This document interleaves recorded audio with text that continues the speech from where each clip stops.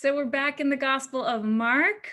The lectionary has us in Mark's Gospel all the way until Advent in November.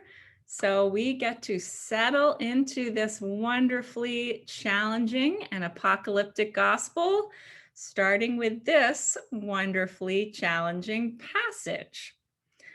One of the seminary professors that I listened to introduced this reading by chuckling and saying to us preachers, "Your church folks are going to show up on Sunday expecting a nice, relaxed summer service. And instead, you're going to hit them all with a board across the back and say, 'Wake up.'" So I don't really want to hit all of you with a board, but the gospel does challenge us to wake up. So what are we waking up from? And what are we waking up to? Earlier in chapter 3, we read that a great multitude followed Jesus.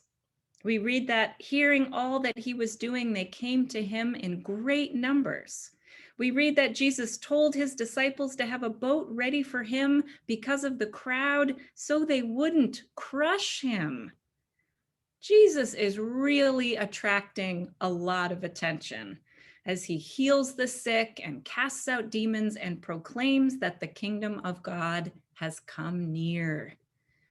Remember, he's healing and preaching to people who are poor, oppressed, and occupied by the Roman Empire. He is igniting hope and possibility, revealing glimmers of a reordered world. No wonder there's such large crowds. They are desperate for this new world. So today's reading begins with Jesus and the disciples arriving at a house, and the crowds are pressing in. And then the fun begins.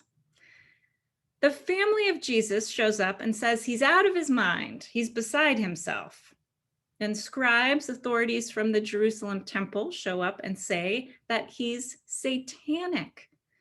Two groups of people who have a lot of power over Jesus are claiming that he's dangerous.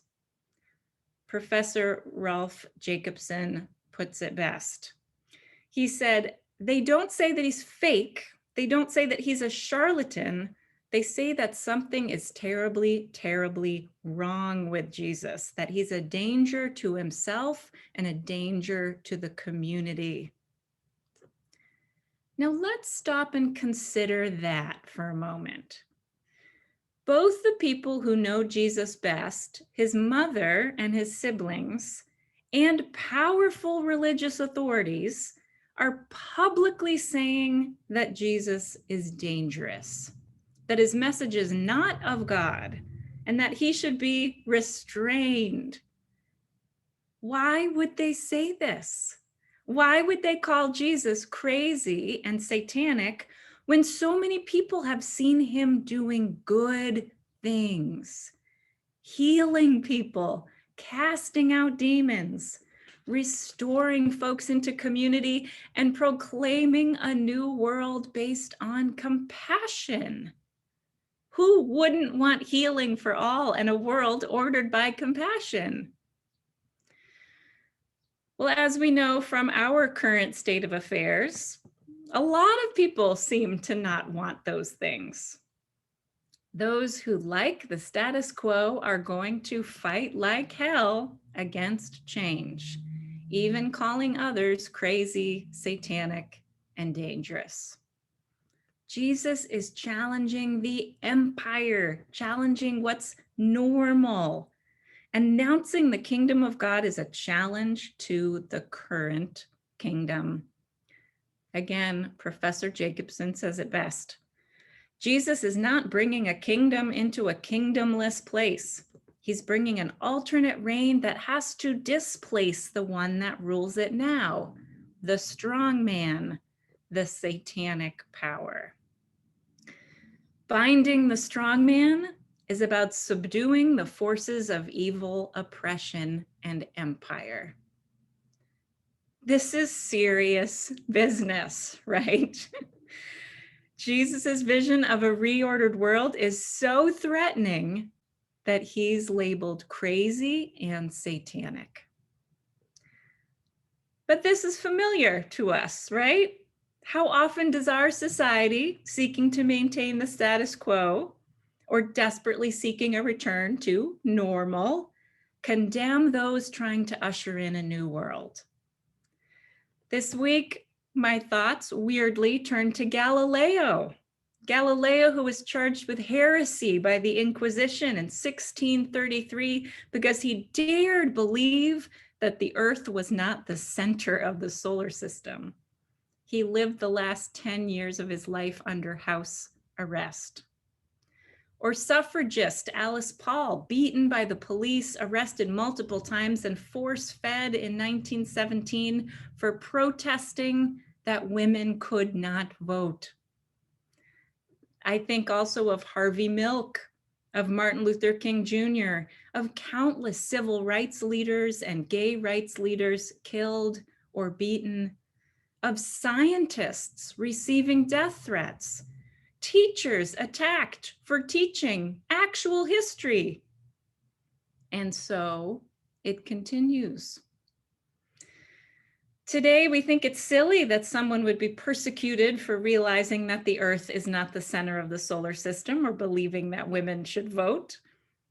And yet, at one time, these ideas brought immense conflict. And yet, they were truth and they were justice. Real transformation is never smooth. The arc of justice, I don't think, can proceed without conflict, because society will always want to revert to normal, even when that normal is riddled with suffering. Those in power will always want to keep it, even at the expense of others' very lives. The familiar and comfortable will always call to us louder than an unknown future, even when that future might be beautiful. They called Jesus crazy and satanic, and yet we now revere him as a divine prophet. He showed us how God's realm on earth can look. So we might ask ourselves, who is seeking to usher in a new world today? Who are we calling crazy and dangerous? Are we going back to normal? Or have we woken up from the insanity that normal was? Are we catching glimpses of a reordered world in this liminal time? I leave you with the words of Father Richard Rohr, one of my favorites, who wrote, "Real transformation happens more often when something falls apart. The pain of something old cracking apart or unraveling invites us to evolve instead of tightening our controls and certitudes." So are we waking up from suffering and allowing the old world to unravel, letting it go, and waking up to God's realm among us? I hope so.